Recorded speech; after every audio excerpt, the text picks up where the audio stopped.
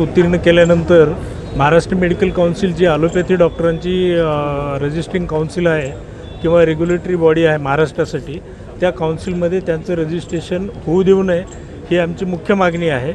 आणि जर शासनानं हा निर्णय मागे नाही घेतला तर आजच्याप्रमाणे ही टोकन स्ट्राईक आहे आमची।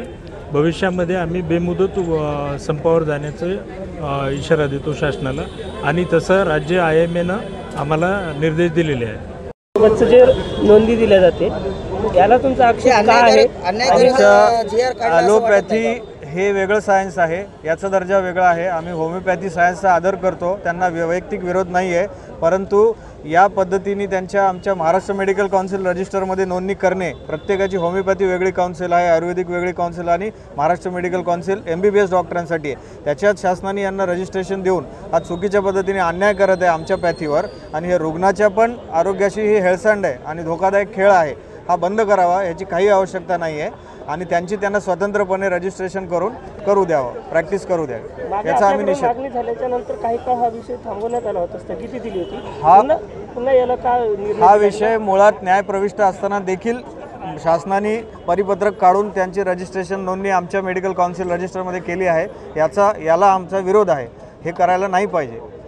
हे करत होमिओपॅथीचे CCMP धारक जे डॉक्टर्स आहेत आपल्या राज्यामध्ये, त्यांना महाराष्ट्र मेडिकल काउन्सिलमध्ये जी नोंदणी दिलेली आहे त्याच्या विरोधामध्ये आज आमचा हा संप आहे। आपल्या देशामध्ये 4 पॅथी अस्तित्वात आहेत, त्याच्यामध्ये ॲलोपॅथी, आयुर्वेद, होमिओपॅथी आणि युनानी। अपेक्षित नॅशनल मेडिकल कमिशन किंवा सेंट्रल काउन्सिल ऑफ होमिओपॅथी यांना असं आहे की ज्या विषयाचा आपण अभ्यास करतो किंवा ज्या उपचार पद्धतीचा आपण अभ्यास करतो ती उपचार पद्धती आपण राबवली पाहिजे आणि रुग्णांचं कल्याण केलं पाहिजे। पण महाराष्ट्र शासनाने 2014मध्ये विधानसभेमध्ये कायदा पारित केला आणि त्या कायद्यान्वये होमिओपॅथीचे जे सगळे स्नातक आहेत किंवा जे विद्यार्थी आहेत त्यांना 1 वर्षाचा 2-2 तासाचा फार्मॅकॉलॉजीमधला अभ्यासक्रम करू घातला आणि त्याच्यामध्ये त्यांना महाराष्ट्र मेडिकल काउन्सिलमध्ये रजिस्ट्रेशन दिलं। याचा अर्थ MBBSमध्ये जे नीटच्या परीक्षेमध्ये वरचे मार्क घेऊन ॲडमिट होतात त्यांनाही सारखाच न्याय आणि होमिओपॅथीच्या डॉक्टरांनाही सारखाच न्याय। ठीक आहे, डॉक्टरकीचं तर आपण सोडून देऊ, पण ज्यावेळेस तुम्ही एखादी गोष्ट शिकणारच नाहीत, MBBSचे विद्यार्थी 5.5 वर्ष फार्मॅकॉलॉजी आणि अनेक विषयांचा अभ्यास करत असतात, त्या अभ्यासाची तुलना 1 वर्षामध्ये आठवड्यात 2 घंट्यामध्ये करू शकत नाहीत। हा ॲलोपॅथीच्या डॉक्टरांना धोका नसून याच्यामध्ये सगळ्यात जास्त धोका हा रुग्णांना आणि समाजाला आहे।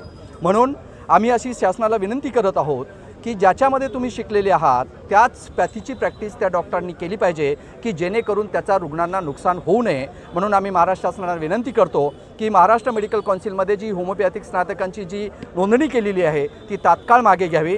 म्हणून आज महाराष्ट्र राज्यभर सर्व खाजगी रुग्णालये, मार्ट संघटना यांनी सर्व सेवा बंद केलेल्या आहेत।